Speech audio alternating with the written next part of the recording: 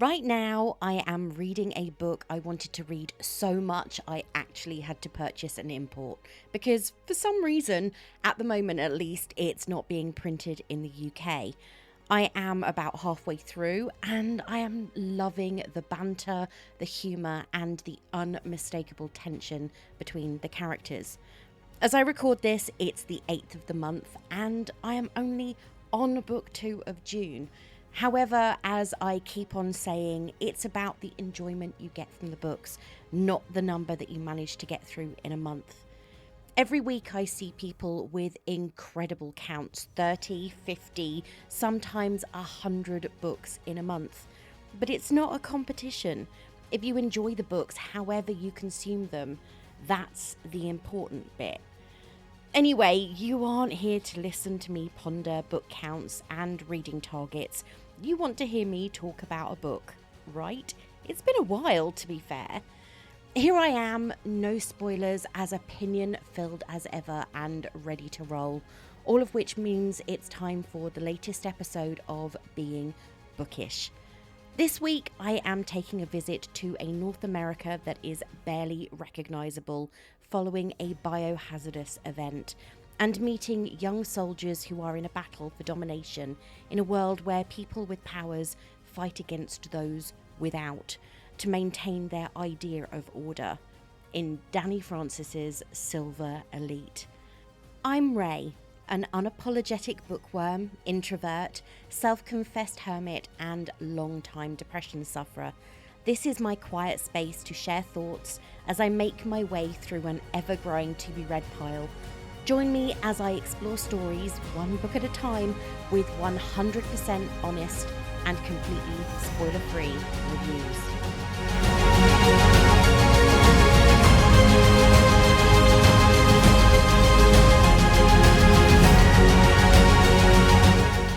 This book only recently popped up on my radar, and when I ordered it, I didn't actually plan on reading it right away, but with so many people talking about it, it piqued my interest. As soon as I finished my last read of May, I pulled this from the shelf and started reading. Now, I will tell you about my views on the book a little bit later, including my opinions of the AI speculation and potential author identity. Yes, there has been a lot, at least in the past. The world is divided. On the continent, you're either a prime, immune to the biotoxin that nearly wiped out the Earth's population 150 years ago, or a modified, one who was enhanced by the toxin, developing powerful psychic gifts. As conflict rages between the two sides, Wren Darlington lives in hiding, occasionally running the odd op for the rebel uprising against the Prime's oppressive rule. She must keep a low profile. After all, if the enemy finds out that she is a mod with a staggering 4 psychic abilities, she won't just be sent to the labour camps, she'll be executed, immediately and without trial.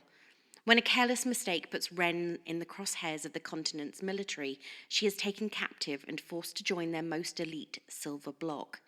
Unwittingly, they've handed her the perfect opportunity for the uprising to strike a devastating blow from inside their ranks.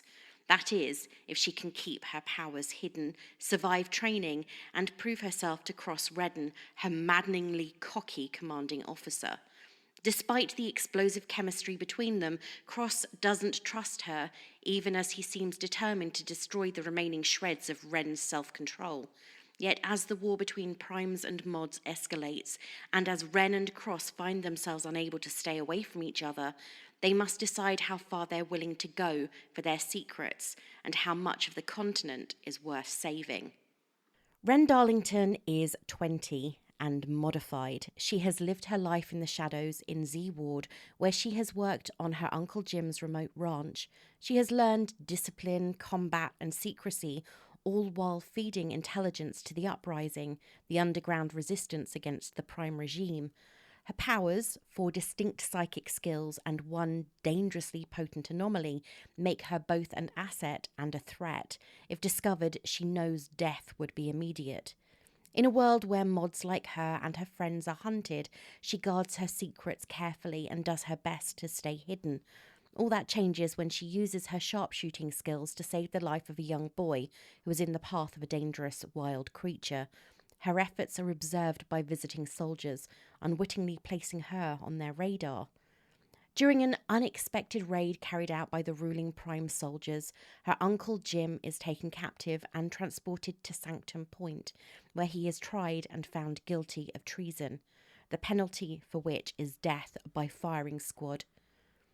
Caught and conscripted into Silverblock, the elite military training program designed to breed loyalty and secretly root out mods, Ren is forced to play the part of a loyal Prime recruit while keeping her identity hidden. Within the brutal high-stakes training, Ren's survival hinges on performance, secrecy, and manipulation. Her greatest threat, however, may be Cross Redden. The Silverblock commander is a son of the powerful General Redden. He appears cold, calculated, brilliant, and relentless. While Ren resents his authority, she finds herself attracted to him despite herself. He challenges her, pushes her beyond the limits she thought she could reach, and punishes her for defying the rules she is being forced to follow. As the couple spar, verbally, physically, and emotionally, fighting against the attraction that is undeniable even as they are determined to ignore it, Ren feels herself unravelling. This tension that has been building since the first time Cross questioned her has been slowly twisting into something far more dangerous. Her feelings for him are complicated by the danger of discovery. To let herself get closer to him risks exposure, but it also opens up the possibility that the ongoing battle between mods and primes isn't quite as black and white as she has always believed it to be. Amidst the trials of Silverblock, Ren forces fragile relationships with Liddy and Kane, fellow recruits who push their way through her resistance, offering her comfort and companionship as she mourns the brutal death of her uncle. Liddy is fire and laughter, loyal, clever with a survivor's spirit. Kane is quiet and steady, a brother-like figure once they realise there can be nothing more between them. Their companionship becomes her anchor, a sliver of warmth in the cold machine of war. But with secrets between them, every step forward risks betrayal.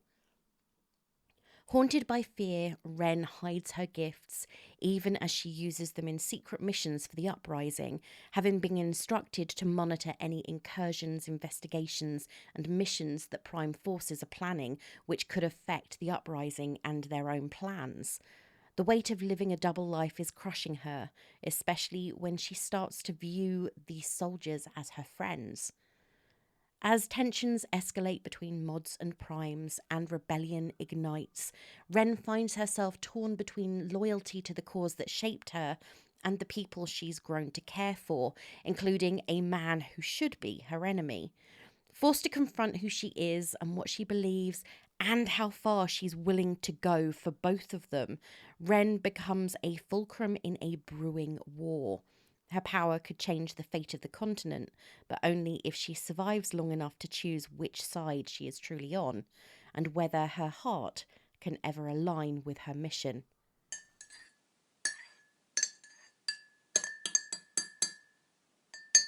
I know that I say this every single time I talk about a book, but it remains the truth. I am not here to influence you. I'm just giving you a rundown of the book and my personal opinion of it.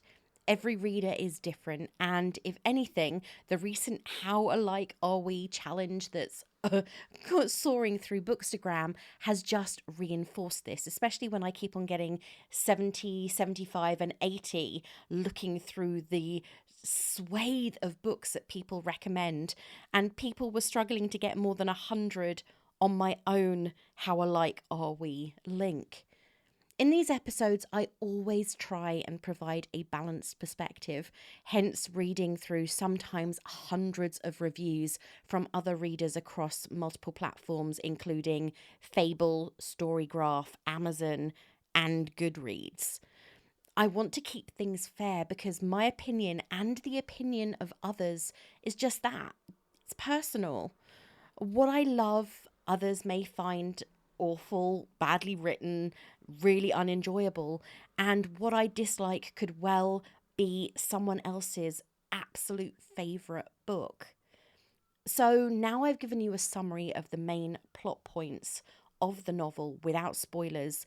Let's take a look at some reviews from other readers. Anna gave Silver Elite 1 star, clearly disappointed with the plot. She said, "The real dystopia was me reading this book. I read the good reviews, I read the bad reviews, I saw the author went anonymous. Honestly, slay, protect your peace. But me, I was in the trenches. I was fighting for my life. Reading this felt like being trapped in a CW pilot that got cancelled halfway through filming. The plot? Confusing, but not in a fun breadcrumb mystery kind of way. More like, wait, did I black out and skip a chapter? The pacing, couldn't tell you. It started, it stopped, it jittered like bad Wi-Fi. The romance, powered by zero chemistry and one shared brain cell running on a 5% battery. I have no idea who Ren is. I don't think Ren knows either. She bounced between Rebel Queen and Stockholm Syndrome speed run with no explanation. And Cross? Sir, please, this is a Wendy's. Bro brooded so hard he forgot to have a personality. People are out here comparing this to the Hunger Games, and I need a full TED talk with visual aids to understand that. It's more like Divergent if Divergent gave up halfway through and went, vibes. Look, whether this was written by a person or an AI trained on Wattpad and Red Bull, I'm sure someone meant well. But every chapter had me whispering, surely it can't get worse. And every time it said, bet. This book owes me financial compensation, a handwritten apology, and a fruit basket. In truth, there weren't hundreds of 1-star reviews to choose from. However, those there were ended up being incredibly long. It actually felt as though many were forced into a position of having to justify their opinions, when that shouldn't be the case. Everyone is entitled to feel how they want about a book.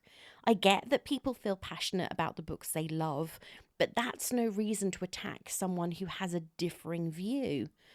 On Goodreads, the overall rating for the book is 4.08, and on Storygraph, it's quite a bit lower at 3.93.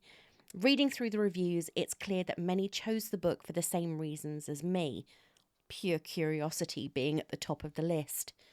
Silver Elite came out a little over a month ago on the 6th of May, so it's only been a few weeks. However, quite a few of the reviews on both Goodreads and Storygraph are from people who read the book thanks to being given access to an ARC. The book has 38,272 ratings and now 9,352 full reviews on Goodreads. And on Storygraph, it has 4,753 reviews. This provided me with a pretty good pool of views to choose from, which makes it much easier to find both positive and negative opinions. Nilifer on Goodreads appears to have enjoyed the book enough to want to give it 6 stars. That seems like a really common thing right now, but it's a 5-star ranking system. She said, "This novel caught my attention right away with its dystopian setting where deception determines survival and trust comes at a high cost. Ren Darlington stands out as a compelling protagonist, not just because of her psychic abilities, but through her resilience and inner strength as she navigates the dangerous training facility of Silverblock while concealing secrets that could prove fatal. The book creates genuine tension through its well-crafted world, showing the divisions between mods and primes, rebels and authorities, controllers and survivors. The combination of dystopian elements with an academy setting creates an engaging blend of strategy, competition, and constant risk that kept me reading. The romance developed at a measured pace with meaningful tension. Cross Redden is an intriguing counterpart to Ren, observant, mysterious, and creating a dynamic filled with sharp dialogue and chemistry. Their relationship isn't simply about attraction, but about navigating opposing forces that might destroy them before they can acknowledge their feelings. What elevates the story is how it balances surprising plot developments with emotional depth.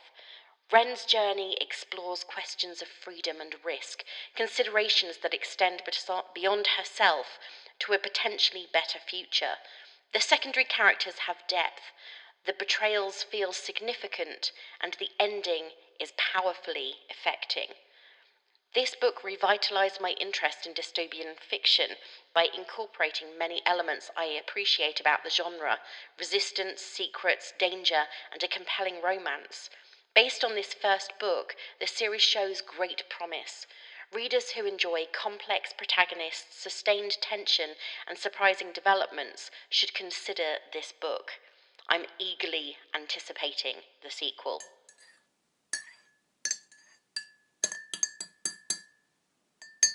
Now I've told you about other people's views, let's get down to it. Here are my thoughts on Silver Elite by Dani Francis, completely spoiler free and 100% honest. Did I like the book? I have to be upfront here and acknowledge that I gave this book what I consider to be a generous rating when I rated it 3.5 stars. I was rather excited to read the book because I wanted to see what all the fuss was about, and there had been a lot. There were so many differing opinions across socials, TikTok and YouTube, that I honestly wasn't sure what I was going to be getting myself into. The book had promise, with an intriguing premise and positive comparisons to others I had enjoyed, including The Hunger Games. I liked the idea of a forbidden romance, elements of enemies to lovers, and perhaps a character like Liam from Fourth Wing. R.I.P. What I feel like I got, honestly, was a mishmash of characters, plot, and ideas that didn't work together in the way I wanted it to. Elements of the story felt incredibly familiar, probably because they were. Kane is definitely meant to be the person you fall in love with as a friend, the sympathetic one who is always there to provide our lead protagonist, the confused Wren, with comfort and support. He's funny, charming, and from my perspective, the one character I actually felt a connection to. Liddy felt a little bit too good to be true. The friend who helps the unwilling recruit find the perfect dress and find a place in the barracks. She was a Mary Sue without any real purpose. Wren is a bit of a conundrum for me. I wanted to like her, honestly, but nothing about her felt in any way relatable or appealing. She lacked anything resembling character. She had very little personality, and what there was incredibly self-indulgent. Did I feel sorry for her when she lost control as she witnessed Uncle Jim being executed? Absolutely, who wouldn't? Unfortunately, that's where it ends. Wren is not interesting. Her ability to relate to the outside world and the people in it is minimal. And this can't all be blamed on the fact that she grew up isolated. Despite some of her actions having an incredibly negative effect on the people around her, her thoughts were always on herself and how things affected her, rather than anyone else. Even when she gets one of her best friends sent to the mines, she's still focused on herself and how this affects her. This just absolutely blew my mind. Having spoken about Wren, I have to talk about her love interest, Cross Redden. And by that I mean it's necessary to talk about how uninterested in him and everything that made him who he was, I ended up being. I don't think I need to explain that he was devoid of any redeeming qualities. His relationship with Wren was based on two things: an inexplicable attraction they felt for each other and a massive imbalance of power. As the lead of the Silver Block, Cross, and seriously, what kind of name is that anyway, is in charge of Wren and her position in the battalion. He is the person who decides where she goes, what her grades are, and the freedoms she has when other soldiers are on leave to visit their families. He is also the person who determines where her friend Tana is sent when it's discovered that she and her father are part of the uprising. The fact that this relationship is described as part of the enemies to lovers trope is ridiculous, because there is a definite issue with power dynamics where Cross and Ren are concerned, and this is never tackled in the book. It felt as though it was meant to reflect the relationship between Xaden and Violet from Fourth Wing. However, that relationship was at least balanced out a little more because of Violet's mother's powerful position at Basquiat College. Overall, this was a book that I am glad I read purely to sate my curiosity, but it's not one that I will be revisiting, and in all likelihood, I will not be continuing the series. I can see why some people loved it, but for me, it just didn't hit the mark that I was really hoping it would, and it left me feeling let down. Dystopian fiction is, as a rule, a genre that tackles controversial topics, complex ideals, has political undertones, and offers societal critique, picking at things that many are dissatisfied with and concerned by in the modern day. This book just seemed to gloss over the more serious elements that it brought up, as though they were too unpleasant to write about amongst the angsty romance, self-indulgent twaddle and made-up words that felt as though they were meant to mean something hugely insulting and derogatory. There is political disquiet and rebellion, but it's so shallow that a puddle formed on a cloudy day is deeper and more substantial, unfortunately. The controversy. I said I'd get to it right at the start, and I wasn't lying. Strangely, though it feels as though there was a lot of speculation and several controversies when the book was first announced and people were reading it on NetGalley, it's been dying down as others have analysed and pulled every theory to pieces. Rumour. Silver Elite was written by AI. As far as I can tell, this is a lie. Though, in my view, there are elements of the story that are lazy, and the pacing leaves a fair bit to be desired. Several reviews noted that the story took a considerable amount of time to get going, which, when the book is supposed to be full of action, is not what you want. I personally would have preferred if the plot was all go from the very beginning, but this wasn't the case. Sometimes it felt as though I was stuck in a 10-mile tailback on the motorway. The fact that the story is unevenly paced and it takes a while to get to the plot is not enough to prove that the book is AI.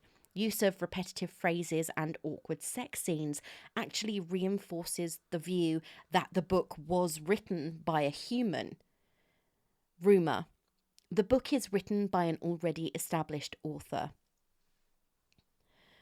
From what I have seen, and there has been so much speculation about this, it's starting to remind me a little of the rumour mill in December 2023 when they announced Argyle and the potential author identity was everywhere. The fact that Dani Francis's social media presence and her book biography are minimal is only adding fuel to that fire.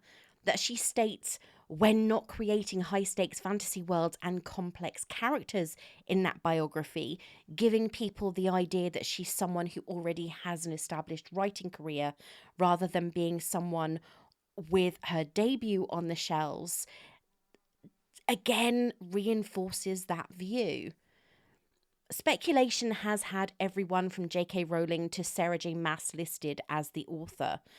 Chances are this is indeed Dani Francis's debut novel, and if it isn't, then at some point one day, the alternative may stand up and proudly state they wrote this book that has had many people trying to figure out who they are. If you enjoyed Silver Elite or want to read something similar, try these. I am not a massive reader of dystopian fiction, and if I am being honest, I don't think I would group it in with novels such as Orwell's 1984, which I think is more relevant today than it has ever been before. Unfortunately for Silver Elite, it came out less than 2 months after Sunrise on the Reaping by Suzanne Collins, another book in the Hunger Games series that has long been praised by fans of the dystopian genre. So if you're looking for a dystopian series, this is likely one to pick up if you haven't done so already. And the number of people who haven't read The Hunger Games is probably shorter than the number of people that have. Other standalones and series to choose from include Divergent by Veronica Roth, Shatter Me by Tahirih Mafi, I apologise if I've pronounced that incorrectly, and The Power by Naomi Alderman. Of course, if you have any books you think belong on this dystopian list, which is quite short, get in touch because I really would love to know.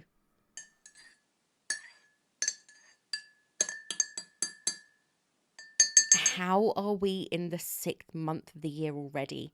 In a few weeks, we'll be halfway through 2025, and it feels as though it's been nothing but a blur. A lot has happened to me personally, new job, new books, new plans, yet it feels as though it should still be March. We're heading into the summer now, and my pre-order list has grown exponentially. I keep on getting notifications and can't make myself resist them. Mostly, to be fair, because I don't want to. I came to a realization over the last few months that telling myself I should hold off on buying a book because I have a lot on my physical TBR is foolish. I think that ultimately, if it's not hurting anyone, you should do what makes you feel happy. For me, that's buying the new books that I want to buy and reading them when I'm in the mood for it. Speaking of new books, are there any that you can't wait to get your hands on? Looking at the ones coming up in the next few months, I am really looking forward to quite a few. Books such as Direbound, Empire of the Dawn, Shield of Sparrows, Brimstone, Hecate, and Murder on the Marlowe Bell. The final book is due for release in paperback this month, so keep an eye out for a review of that one pretty soon. I'd love to hear from you if there are any books you really think I should pick up, or perhaps there's something you'd love to hear me talk about. Well, that's it for this week, and thank you so much for listening.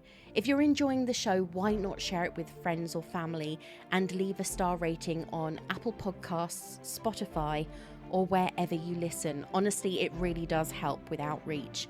You can find me on Instagram at beingbookishpod, on X at being_bookish, and on TikTok at beingbookishreviews. Prefer reading? Head to beingbookish.co.uk for spoiler-free reviews, my 2025 reading tracker, and all the links in one place. Until next time, this is me saying farewell.